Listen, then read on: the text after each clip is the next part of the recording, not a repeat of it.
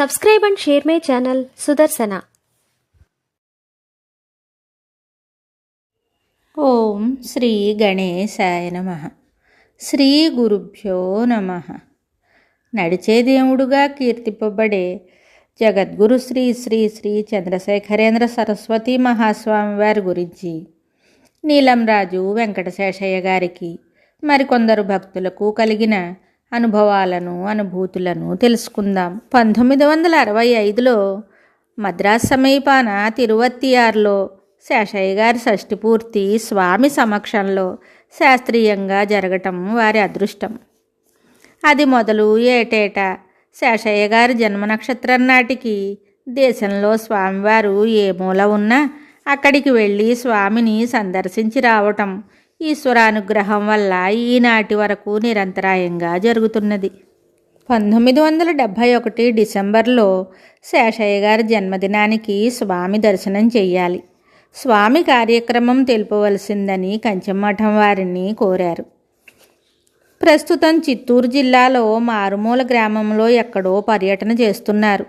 మీరు వెళ్ళే రోజుకు ఎక్కడ మకాన్ చేస్తారో చెప్పడం సాధ్యం కాదని మఠం వారు సమాధానం రాశారు. నిజమే, కదాచిత్తుగా తప్ప సంచారంలో ఉన్నప్పుడు స్వామికి ఒక నిర్ణీత కార్యక్రమం అంటూ ఉండదు. మంత్రులకు ఉద్యోగస్తులకు ఉన్నట్టు ఏ రోజు ఎక్కడ ఉంటారో, ఎక్కడ నుంచి ఎక్కడికి బయలుదేరుతారో అంతేవాసులైన శిష్యులకు అత్యంత సన్నిహితులకు కూడా సరిగ్గా తెలియదు.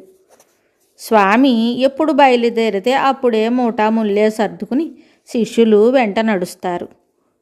మాట వరుసకు మూటాముల్లే అన్నారే కానీ మూట తప్పితే ముల్లె అంటూ ఏమీ ఉండదు. స్వామి ప్రయాణంలో కరతల భిక్ష తరుతల నిద్రే కదా. ఏమైనా సరే డిసెంబర్ 15కు చిత్తూరు జిల్లాలో స్వామి ఎక్కడ ఉంటే అక్కడ వారి దర్శనం చేద్దామని కృతనిశ్చయులై దంపతులు ఇద్దరూ భద్రాచలం నుంచి బయలుదేరి తిరుపతి చేరుకున్నారు. తిరుపతి చేరితే స్వామి ఎక్కడ ఉండేది అక్కడ బస్సుల వాళ్ళు కానీ ఇతరులు ఎవరైనా కానీ వారికి చెప్పగలరనే నమ్మకంతో తిరుపతి సత్రాల్లో వారిని వీరిని వాకబు చేశారు. కొద్ది రోజుల క్రిందట ఫలానా గ్రామంలో ఉన్నట్టు విన్నామని, అక్కడికి వెడితే ప్రస్తుతం ఎక్కడ ఉండేది తెలియవచ్చని బస్సు కండక్టర్లు ఒకరిద్దరు చెప్పారు. ఆ మాత్రం ఆధారం దొరికినందుకు సంతోషించి బస్సు ఎక్కి శేషయ్య గారి దంపతులు వారు చెప్పిన ఊరికి టిక్కెట్ తీసుకున్నారు.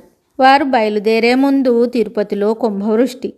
ఆ ముందు రోజు ఒక్క చినుకు లేదు. ఆకాశం చిల్లుబడ్డట్టు కురిసింది. సగం తడుస్తూ బస్సు ఎక్కారు. ఆ మర్నాడే శేషయ్య గారి జన్మదినం కాబట్టి ఎట్లాగైనా సరే ఆనాటికి స్వామి సమక్షంలో ఉండాలి అని వారి సంకల్పం. బస్సు ఎక్కి కూర్చుని ప్రయాణికులను ఒక్కొక్కరిని అడగడం మొదలుపెట్టారు. ఆరా తీయగా చివరకొక కొండ గుర్తు దొరికింది. అక్కడికి సమీపంలో రామగిరి అనే కొండ ఉంది. ఆ కొండ దిగువన వాలీశ్వరాలయం ఉంది. కొండపైన మరొక ఆలయం స్కందగుడి కాబోలు ఉన్నది. ఆ ఆలయాలు శిథిలావస్థలో ఉంటే వాటిని పునర్నిర్మాణం చేయటానికి సమీప గ్రామస్తులు కొందరు నడుం కట్టారు. కంచిస్వామిని రప్పిస్తే ఆలయ పునరుద్ధరణ సులభంగా నెరవేరుతుందని వారి విశ్వాసం. ఆ విధంగా స్వామి అక్కడ మకాం చేస్తున్నారని కొందరు ప్రయాణికులు చెప్పారు. బస్సు దిగి స్వామి ఉన్న రామగిరికి చేరుకున్నారు శేషయ్య గారి దంపతులు. వారి అదృష్టం వల్ల స్వామి చుట్టూ జనం లేరు. ఆలయానికి దగ్గరగా చిన్న కొలనుగట్టుపైన కూర్చున్నారు స్వామి ఏకాంతంగా. గబగబా వెళ్ళి స్వామికి సాష్టాంగపడ్డారు దంపతులిద్దరు. మర్నాడు వారి జన్మ నక్షత్రమని, భద్రాద్రి నుంచి బయలుదేరి తిరుపతి వచ్చామని, తిరుపతి నుంచి దారిలో స్వామి ఎక్కడున్నారు అంటూ ఒక్కొక్కరిని అడుగుతూ చివరకు రామగిరి చేరామని విన్నవించుకున్నారు. స్వామివారు మీరు వచ్చేటప్పుడు తిరుపతిలో వర్షం కురిసిందా అని అడిగారు వారిని. ఎక్కడి వర్షం స్వామి, కుండపోతగా కురిసింది. మేమిక్కడికి చేరుకోగలమా అని సందేహించాము అన్నారు శేషయ్య గారు.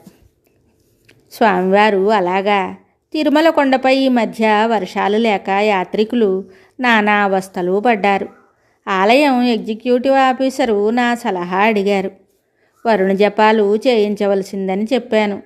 వాటిని చక్కగా నిర్వహించగల పురోహితులను కూడా ఏర్పాటు చేశాము. మండలం రోజులు దీక్షతో ఆహార నియమంతో జపాలు చేయాలి. నిన్నటితో 40 రోజులు పూర్తయినాయి. అందుకని అడిగాను అన్నారు స్వామివారు. దంపతులు ఆశ్చర్యపోయారు. ఈ కాలంలో కూడా వరుణ జపం చేస్తే వానలు కురవడం సంభవమేనా అని. మిగతా విషయాలు తరువాయి భాగంలో తెలుసుకుందాం. జయ జయ శంకర, హర హర శంకర. శుభం.